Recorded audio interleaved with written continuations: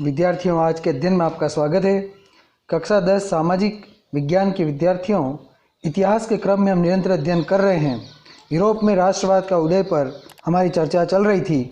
उसमें पाठ नंबर 3 क्रांतियों का युग 1830 से 1848 के मध्य जितनी भी क्रांतियाँ यूरोप में हुई है उसके ऊपर हम चर्चा करेंगे। तो आइए विद्यार्थियों, मेरे साथ आगे बढ़िए। जैसे जैसे रूढ़िवादी व्यवस्थाओं ने अपनी ताकत को और मजबूत बनाने की कोशिश की, यूरोप के अनेक क्षेत्रों में उदारवाद और राष्ट्रवाद को क्रांति से जोड़कर देखा जाने लगा। इटली और जर्मनी के राज्य, ओटोमन साम्राज्य के सूबे, आयरलैंड और पोलैंड ऐसे ही कुछ क्षेत्र थे। इन क्रांतियों का नेतृत्व उदारवादी राष्ट्रवादियों ने किया, जो शिक्षित मध्यम वर्गीय विशिष्ट लोग थे। विद्यार्थियों, ये एक महत्वपूर्ण तथ्य है कि यूरोप में क्रांतियों के सूत्रधार शिक्षित मध्यम वर्गीय लोग थे। इनमें प्रोफेसर, स्कूली अध्यापक, क्लर्क और वाणिज्य व्यापार में लगे मध्यम वर्गीय लोग शामिल थे। पहला विद्रोह फ्रांस में जुलाई 1830 में हुआ। विद्यार्थियों, बहुत महत्वपूर्ण वर्ष है। 1830 में फ्रांस में पहला विद्रोह हुआ। बूर्बो राजा, जिन्हें 1815 के बाद हुई रूढ़िवादी प्रतिक्रिया के दौरान सत्ता में बहाल किया गया था, उन्हें अब उदारवादी क्रांतिकारियों ने उखाड़ फेंका। विद्यार्थियों, जैसा कि हमने पूर्व में पढ़ा था, 1815 में नेपोलियन के पतन के पश्चात फ्रांस में पुनः बूर्बो राजवंश की स्थापना कर दी गई थी। लेकिन अब 1830 की क्रांति के बाद उदारवादियों ने इस राजा के वंश को उखाड़ फेंका। उनकी जगह एक संवैधानिक राजतंत्र स्थापित किया गया, जिसका अध्यक्ष लुई फिलिप था। विद्यार्थियों, हमारे समक्ष एक प्रश्न उत्पन्न होता है कि 1830 में फ्रांस में बूर्बो राजवंश के पतन के पश्चात वहाँ पर सत्ता किसके हाथों में सौंपी गई? तो हमारा उत्तर होगा कि सत्ता एक संवैधानिक राजतंत्र को सौंपी गई, जिसका अध्यक्ष था लुई फिलिप। आगे बढ़ते हैं। मेटरनिक ने एक बार यह टिप्पणी की थी कि जब फ्रांस छींकता है तो बाकी यूरोप को सर्दी जुकाम हो जाता है। विद्यार्थियों, बहुत ही महत्वपूर्ण कथन है। मेटरनिक ऑस्ट्रिया का चांसलर था और इसने एक बार कहा था कि जब फ्रांस छींकता है तो बाकी यूरोप को सर्दी जुकाम हो जाता है। ये कथन परीक्षा की दृष्टि से महत्वपूर्ण है। आपसे पूछा जाएगा कि उपरोक्त कथन किसका है, तो हमारा उत्तर होगा उपरोक्त कथन मेटरनिक का है। आगे बढ़ते हैं। जुलाई क्रांति में ब्रसेल्स में भी विद्रोह भड़क गया, जिसके फलस्वरूप United Kingdom of the Netherlands से अलग हो गया। एक घटना जिसने पूरे यूरोप के शिक्षित अभिजात वर्ग में राष्ट्रीय भावनाओं का संचार किया, वह थी यूनान का स्वतंत्रता संग्राम। 15वीं सदी से यूनान ओटोमन साम्राज्य का हिस्सा था। यूरोप में क्रांतिकारी राष्ट्रवाद की प्रगति से यूनानियों का आज़ादी के लिए संघर्ष 1821 में आरंभ हो गया। यूनान में राष्ट्रवादियों को निर्वासन में रह रहे यूनानियों के साथ पश्चिमी यूरोप के अनेक लोगों का भी समर्थन मिला, जो प्राचीन यूनानी संस्कृति के प्रति सहानुभूति रखते थे। प्राचीन यूनानी संस्कृति के लिए अंग्रेजी में शब्द काम में लिया जाता है हेलेनिज्म। कवियों और कलाकारों ने यूनान को यूरोपीय सभ्यता का पालना बताकर प्रशंसा की और एक मुस्लिम साम्राज्य के विरुद्ध यूनान के संघर्ष के लिए जनमत जुटाया। विद्यार्थियों, महत्वपूर्ण तथ्य है कि कवियों और कलाकारों ने प्राचीन यूनान की सभ्यता व संस्कृति को उजागर किया और यूनान को अपनी सभ्यता का पालना बताकर मुस्लिम साम्राज्य के विरुद्ध खड़ा करने का प्रयास किया। अंग्रेज कवि लॉर्ड बायरन ने धन इकट्ठा किया और बाद में युद्ध में लड़ने भी गए, जहां 1824 में बुखार से उनकी मृत्यु हो गई। अंततः 1832 की कुस्तुनतुनिया की संधि ने यूनान को एक स्वतंत्र राष्ट्र की मान्यता दी। तो विद्यार्थियों, यूनान एक स्वतंत्र राष्ट्र के रूप में कब अस्तित्व में आया? तो हमारा उत्तर होगा यूनान स्वतंत्र राष्ट्र के रूप में 1832 में कुस्तुनतुनिया की संधि से अस्तित्व में आया। आगे बढ़ते हैं। रोमानी कल्पना और राष्ट्रीय भावना। राष्ट्रवाद का विकास केवल युद्धों और क्षेत्रीय विस्तार से ही नहीं हुआ। राष्ट्र के विचार के निर्माण में संस्कृति ने अहम भूमिका निभाई। कला, काव्य, कहानियाँ, किस्सों और संगीत ने राष्ट्रवादी भावनाओं को गढ़ने और व्यक्त करने में सहयोग दिया। विद्यार्थियों, राष्ट्रवादी भावना के निर्माण में कवियों ने हमेशा से अहम भूमिका निभाई है। कला के माध्यम से व्यक्तियों को अपने देश और राष्ट्रभूमि से जोड़ा जाता है और राष्ट्रवाद की भावना उत्पन्न की जाती है। इसी प्रकार यूरोप में भी यह गतिविधियाँ हुई। आइए हम रूमानीवाद को देखते हुए, जो एक ऐसा सांस्कृतिक आंदोलन था जो एक खास तरह की राष्ट्रीय भावना का विकास करना चाहता था। आमतौर पर रोमानी कलाकारों और कवियों ने तर्क वितर्क और विज्ञान के महिमा मंडन की आलोचना की और उसकी जगह भावनाओं, अंतर्दृष्टि और रहस्यवादी भावनाओं पर जोर दिया। उनका प्रयास था कि एक साझा सामूहिक विरासत की अनुभूति और एक साझा सांस्कृतिक अतीत को राष्ट्र का आधार बनाया जाए। विद्यार्थियों, आगे बढ़ने से पूर्व हम यहाँ पर दिए गए चित्र का विश्लेषण करेंगे। आप देख सकते हैं कि हमारे समक्ष एक चित्र बना हुआ है जिसमें घुड़सवार व्यक्ति है, सामने कुछ व्यक्ति लेटे हुए हैं और पीछे हमें भूमि दिखाई दे रही है जहाँ पर कुछ लोग हैं, युद्ध जैसा स्थल है और व्यक्ति हताशा की स्थिति में यहाँ पर बैठे हुए हैं। इसके ऊपर हम चर्चा करते हैं कि आखिर ये चित्र किस पर निर्मित किया गया है। तो आइए विद्यार्थियों, चित्र का अध्ययन करें। चित्र का नाम है यूजीन देला क्रोआ, द मैसेकर एट कियोस 1824। फ्रांसीसी चित्रकार देला क्रोआ सबसे महत्वपूर्ण फ्रेंच रोमानी चित्रकारों में से एक था। यह विशाल चित्र 4.19 मीटर इंटू 3.54 मीटर एक घटना को चित्रित करता है जिसमें कियोस द्वीप पर कहा जाता है तुर्कों ने 20,000 यूनानियों को मार डाला। देला क्रोआ ने घटना नाटकीय बनाकर महिलाओं और बच्चों को पीड़ा को केंद्र बिंदु बताते हुए चटक रंगों का प्रयोग करके देखने वालों की भावनाएं उभार करके यूनानियों के लिए सहानुभूति जगाने की कोशिश की। तो विद्यार्थियों, इस चित्र में यह स्पष्ट है कि एक युद्ध का स्थल है और जहाँ पर लोग बड़ी हताशा के साथ लेटे हुए हैं, बैठे हुए हैं। इस चित्र में चित्रकार देला क्रोआ, जो कि फ्रांस का एक महत्वपूर्ण चित्रकार है, उन्होंने चित्रण किया है और चित्र बड़ा बनाया गया है 4.19 मीटर इंटू 3.54 मीटर। और यहाँ पर घटना चित्रित की गई है जिसमें कियोस द्वीप पर 20,000 यूनानियों को मार डालने के बाद की स्थिति का वर्णन किया गया है। और देला क्रोआ, जो कि चित्रकार है, उन्होंने बड़े नाटकीय ढंग से महिलाओं और बच्चों की पीड़ा को केंद्र बिंदु बनाकर उभारने का प्रयास किया है। आइए विद्यार्थियों, आगे बढ़ते हैं। जर्मन दार्शनिक योहान गॉटफ्रीड जैसे रोमानी चिंतकों ने दावा किया कि सच्ची जर्मनी संस्कृति उसके आम लोगों में निहित थी। राष्ट्र की सच्ची आत्मा लोकगीतों, जन काव्य और लोक नृत्यों से प्रकट होती थी। इसलिए लोक संस्कृति के इन स्वरूपों को एकत्र और अंकित करना राष्ट्र के निर्माण की परियोजना के लिए आवश्यक था। स्थानीय बोलियों पर बल और स्थानीय लोक साहित्य को एकत्र करने का उद्देश्य केवल प्राचीन राष्ट्रीय भावना को वापस लाना नहीं था, बल्कि आधुनिक राष्ट्रीय संदेश को ज़्यादा लोगों तक पहुंचाना भी था, जिनमें से अधिकांश निरक्षर थे। विद्यार्थियों, एक बहुत ही महत्वपूर्ण तथ्य है कि लोक कला संस्कृति के माध्यम से भी राष्ट्रवादी भावना को जागृत किया जा सकता है। इसके लिए कोई पढ़े लिखा होने की आवश्यकता नहीं है।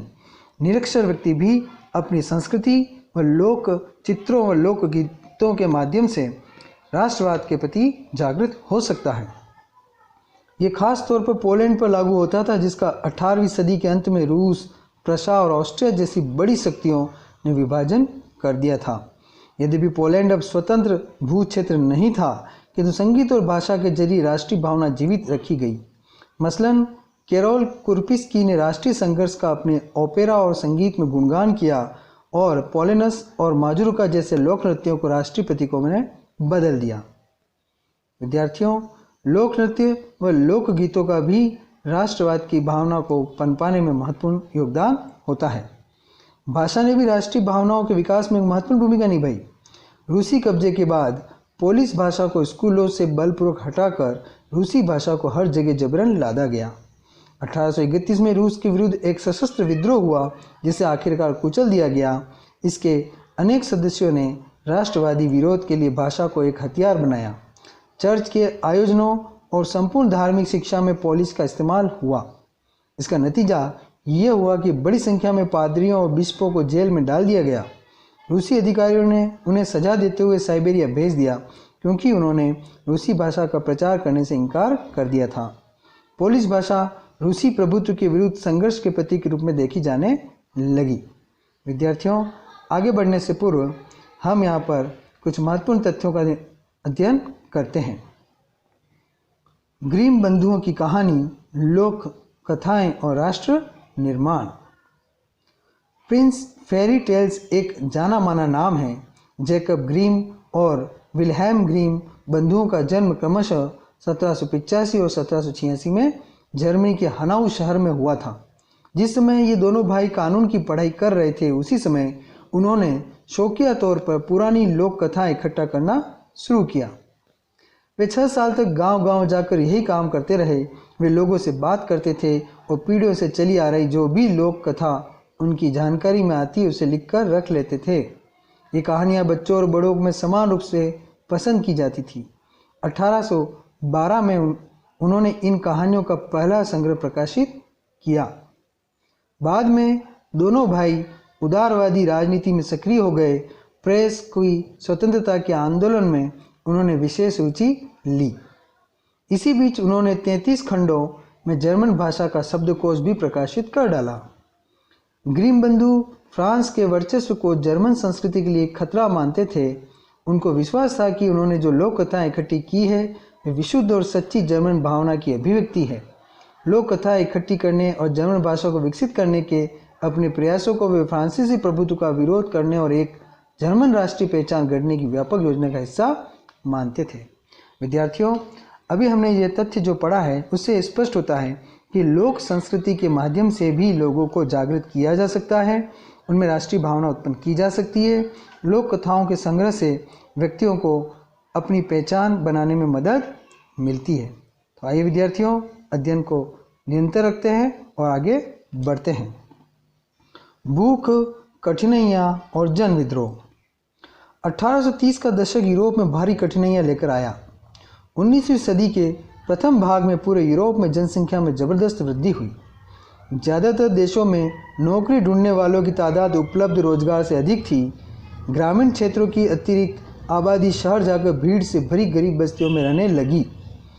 नगरों के लघु उत्पादकों को अक्सर इंग्लैंड से आयातित मशीन से बने सस्ते कपड़े से कड़ी प्रतिस्पर्धा का सामना करना पड़ रहा था। इंग्लैंड में औद्योगिकरण का स्तर महाद्वीप से ऊंचा था।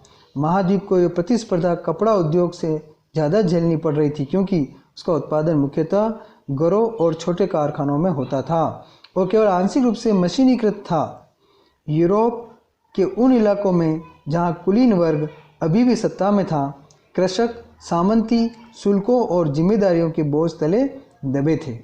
खाने पीने की चीज़ों के मूल्य बढ़ने या किसी वर्ष फसल के खराब होने के शहर और गांवों में व्यापक गरीबी फैल जाती थी।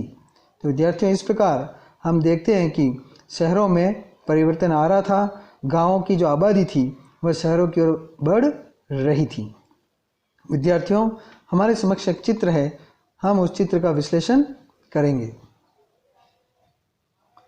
चित्र कृषक विद्रोह का है जो कि 1848 से संबंधित है। आप देख सकते हैं कि किसान विद्रोह कर रहे हैं और सैनिकों द्वारा उनको दबाने का प्रयास किया जा रहा है।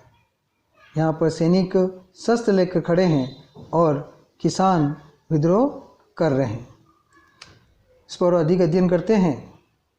1848 ही एक ऐसा वर्ष था, खाने पीने की कमी और व्यापक बेरोजगारी से पेरिस के लोग सड़कों पर उतर आए।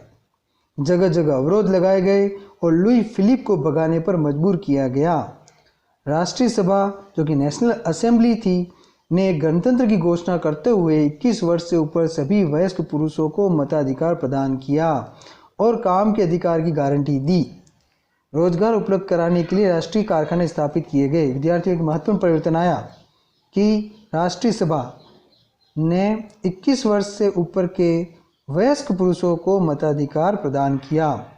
पहली बार यूरोप में इस प्रकार के विचार पनपने लगे और लोगों को मत देने का अधिकार भी दिया गया। फ्रांस में परिवर्तन की शुरुआत थी। राष्ट्रीय सभा ने गणतंत्र की घोषणा कर दी। आगे बढ़ते हैं। इससे पहले 1845 में सिलेसिया में बुनकरों ने उन ठेकेदारों के खिलाफ विद्रोह कर दिया था जो उन्हें कच्चा माल देकर निर्मित कपड़ा लेते थे, परंतु दाम बहुत कम थे। माल तो ले लेते, लेकिन कारीगरों को दाम बहुत कम दिया जाता था। पत्रकार विल्हेम वॉल्फ ने सिलेसिया के गांव की घटना इस प्रकार बयान की है। पत्रकार महोदय ने इस प्रकार से वर्णन किया है, आइए हम पढ़ते हैं। इन गांवों में 18,000 आबादी वाले सूती कपड़ा बुनने का व्यवसाय सबसे व्यापक है। श्रमिकों की हालत खस्ता है। काम के लिए बेताब लोगों का फ़ायदा उठाकर ठेकेदारों ने बनवाए जाने वाले माल की कीमतें गिरा दी है। 4 जून को दोपहर 2 बजे बुनकरों की भीड़ अपने घरों से निकली और 2 कतारों में चलते हुए ठेकेदार की कोठी पर पहुंच गई। वे ज़्यादा मजदूरी की मांग कर रहे थे। उनके साथ कभी घृणा का व्यवहार किया गया तो कभी धमकियां दी गई। इसके बाद यह भीड़ घर में ज़बरदस्ती घुस गई और चमचमाती खिड़कियां, फर्नीचर और चीनी मिट्टी की बनी नफीस चीज़ें तोड़ दी। एक अन्य गुट ने भंडार गृह में घुसकर कपड़े के भंडार को लूट कर उसे तार तार कर दिया। ठेकेदार अपने परिवार के साथ पड़ोस के गांव भाग गया। हालांकि ऐसा व्यक्ति को उस गांव ने शरण देने से इनकार कर दिया। वह 24 घंटों बाद सेना को बुलाकर उसकी मदद से लौटा। इसके बाद जो टकराव हुआ उसमें 11 बुनकरों को गोली मार दी गई। विद्यार्थियों, ये क्रांति की आवाज़ थी, क्रांति की सुगबुगाहट थी।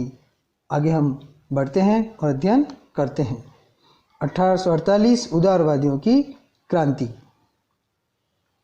1848 में जब अनेक यूरोपीय देशों में गरीबी, बेरोजगारी और भूखमरी से ग्रस्त किसान मजदूर विद्रोह कर रहे थे, तब उसके समानांतर पढ़े लिखे मध्य वर्गों की एक क्रांति भी हो रही थी। फरवरी 1848 की घटनाओं से राजा को गद्दी छोड़नी पड़ी और एक गणतंत्र की घोषणा की गई जो सभी पुरुषों के सार्वत्रिक मताधिकार पर आधारित था। यूरोप के अन्य भागों में जहां अभी तक स्वतंत्र राष्ट्र राज्य अस्तित्व में नहीं आए थे, जैसे Germany, Italy, Poland, Austro Hungarian साम्राज्य, वहाँ के उदारवादी मध्य वर्गों के स्त्री पुरुषों ने संविधान की मांग को राष्ट्रीय एकीकरण की मांग से जोड़ दिया।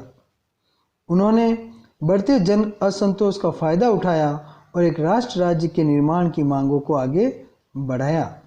यह राष्ट्र राज्य संविधान, प्रेस की स्वतंत्रता और संगठन बनाने की आज़ादी जैसे संसदीय सिद्धांतों पर आधारित था। जर्मन इलाकों में बड़ी संख्या में राजनीतिक संगठनों ने फ्रैंकफर्ट शहर में मिलकर एक सर्व जर्मन नेशनल असेंबली के पक्ष में मतदान का फैसला लिया। 18 मई 1848 को 831 निर्वाचित प्रतिनिधियों ने एक सजे धजे जुलूस में जाकर फ्रैंकफर्ट संसद में अपना स्थान ग्रहण किया। यह संसद सेंट पॉल चर्च में आयोजित हुई। उन्होंने एक जर्मन राष्ट्र के लिए एक संविधान का प्रारूप तैयार किया। इस राष्ट्र की अध्यक्षता एक ऐसे राजा को सौंपी गई जिसे संसद के अधीन रहना था।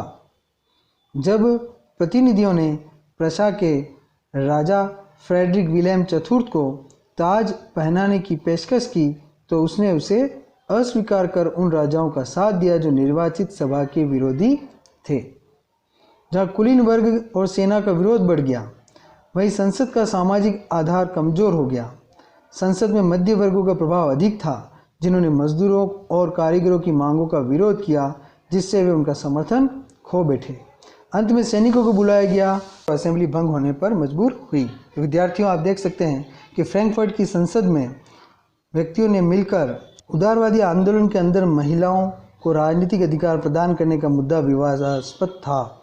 हालांकि आंदोलन में वर्षों से बड़ी संख्या में महिलाओं ने सक्रिय रूप से भाग लिया था। महिलाओं ने अपने राजनीतिक संगठन स्थापित किए, अखबार शुरू किए और राजनीतिक बैठकों और प्रदर्शनों में शिरकत की। इसके बावजूद उन्हें असेंबली के चुनाव के दौरान मताधिकार से वंचित रखा गया था। जब सेंट पॉल चर्च में फ्रैंकफर्ट संसद की सभा आयोजित की गई थी, तब महिलाओं को केवल प्रेक्षकों की हैसियत से दर्शक दीर्घा में खड़े होने दिया गया। उन्हें खाली दर्शक बनने की अनुमति दी गई थी।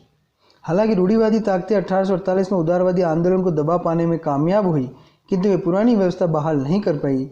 राजाओं को यह समझ में आना शुरू हो गया कि उदारवादी राष्ट्रवादी क्रांतिकारियों को रियायतें देकर ही क्रांति और दमन के चक्र को समाप्त किया जा सकता था। अतः 1848 के बाद के वर्षों में मध्य और पूर्वी यूरोप की निरंकुश राजशाहियों ने उन परिवर्तनों को आरंभ कर दिया जो पश्चिमी यूरोप में 1815 से पहले हो चुके थे। इस प्रकार हैब्सबर्ग अधिकार वाले क्षेत्रों और रूस में भू दासत्व और बंधुआ मजदूरी समाप्त कर दी गई। हैब्सबर्ग शासकों ने हंगरी के लोगों को ज़्यादा स्वायत्तता प्रदान की, हालांकि इसमें निरंकुश मैग्यारों के प्रभुत्व का रास्ता ही साफ हुआ। स्वतंत्रता और समानता का महिलाओं के लिए क्या अर्थ था, इस पर यहाँ पर वर्णन किया गया है। हम उसका अध्ययन करते हैं। उदारवादी राजनीतिज्ञ कार्ल वेल्कर ने, जो फ्रैंकफर्ट संसद के एक निर्वाचित सदस्य थे, निम्नलिखित विचार व्यक्त किए हैं। क्या कहा है उन्होंने? प्रकृति ने पुरुषों और महिलाओं को अलग अलग कार्य करने के लिए निर्मित किया है। पुरुष जो ज़्यादातर ताकतवर हैं, दोनों में से ज़्यादा निर्भीक और मुक्त हैं, उसे परिवार का रखवाला और भरण पोषण करने वाला बनाया गया है, और वह कानून, उत्पादन तथा प्रतिरक्षा के क्षेत्र में सार्वजनिक कार्यों के लिए है। महिला जो कमजोर, निर्भर और दब्बू है, उसे पुरुष की सुरक्षा की आवश्यकता है। उसका क्षेत्र घर, बच्चों की देखभाल और परिवार का पालन पोषण है। विद्यार्थियों, इस अध्ययन से हमें स्पष्ट हो जाता है कि किस प्रकार की मानसिकता उस समय व्याप्त थी। महिला और पुरुषों में कितना अंतर व्याप्त था। लोगों की सोच में बहुत बड़ा भारी अंतर था। क्या हमें कोई और प्रमाण चाहिए कि इन भेदों के बाद लिंगों में बराबरी केवल परिवार के मेल मिलाप और गरिमा को खतरे में डाल देगी? लुइजे ओटो पीटर्स एक राजनीतिक कार्यकर्ता थी जिसने महिलाओं की पत्रिका और तत्पश्चात एक नारीवादी राजनीतिक संगठन की स्थापना की। उसके अखबार 21 अप्रैल 1849 के प्रथम अंक में निम्नलिखित संपादकीय छपा। आइए हम ये पूछें कि कितने पुरुष जो स्वतंत्रता के लिए जीने मरने के विचारों से ओतप्रोत हैं, सभी लोगों, सभी इंसानों की आज़ादी के लिए तैयार होंगे? जब उनसे ये प्रश्न पूछा जाएगा, वे बड़ी आसानी से जवाब देंगे हाँ। हालांकि उनके अथक प्रयास केवल आदि मानव जाति के फायदे के लिए है, यानी पुरुष। मगर स्वतंत्रता तो अविभाज्य है, अतः स्वतंत्र पुरुषों को परतंत्रता से घिरे रहना मंजूर नहीं होना चाहिए। उसी अखबार के एक अनाम पाठक ने 25 जून 1850 को संपादक को निम्नलिखित पत्र भेजा। महिलाओं को राजनीतिक अधिकारों से वंचित रखना वाकई बेतुका और अविवेकपूर्ण है, जबकि उन्हें संपत्ति का अधिकार है जिसका वह इस्तेमाल करती है और जिम्मेदारियां भी उठाती है। हालांकि उन्हें वे लाभ नहीं मिलते जो उसी के लिए पुरुषों को मिलते हैं। यह अन्याय क्यों? क्या यह लज्जा की बात नहीं कि सबसे मूर्खता मवेशी पालक को मत देने का अधिकार सिर्फ इसलिए है क्योंकि वह एक पुरुष है, जबकि अत्यंत काबिल महिलाओं को, जो काफ़ी संपत्ति की मालकिन होती है, इसी हक से वंचित रखा जाता है, यद्यपि वे राज्य के रख रखाव में ज़्यादा योगदान देती है। विद्यार्थियों, इसके अध्ययन के बाद हमें स्पष्ट हो गया है कि महिलाओं और पुरुषों में यूरोप में बहुत अधिक अंतर विद्यमान था, जो कि लोगों की सोच में परिलक्षित होता है। यहाँ पर एक नया शब्द आया है, वह है नारीवाद। नारीवाद का क्या अर्थ है? स्त्री पुरुष की सामाजिक, आर्थिक एवं राजनीतिक समानता की सोच के आधार पर महिलाओं के अधिकारों और हितों का बोध, उसे हम कहते हैं नारीवाद। महिलाओं की स्थिति पर विचार करके उनको समानता पर उठाने के लिए जो प्रयास किए गए, वह नारीवाद के रूप में जाने जाते हैं।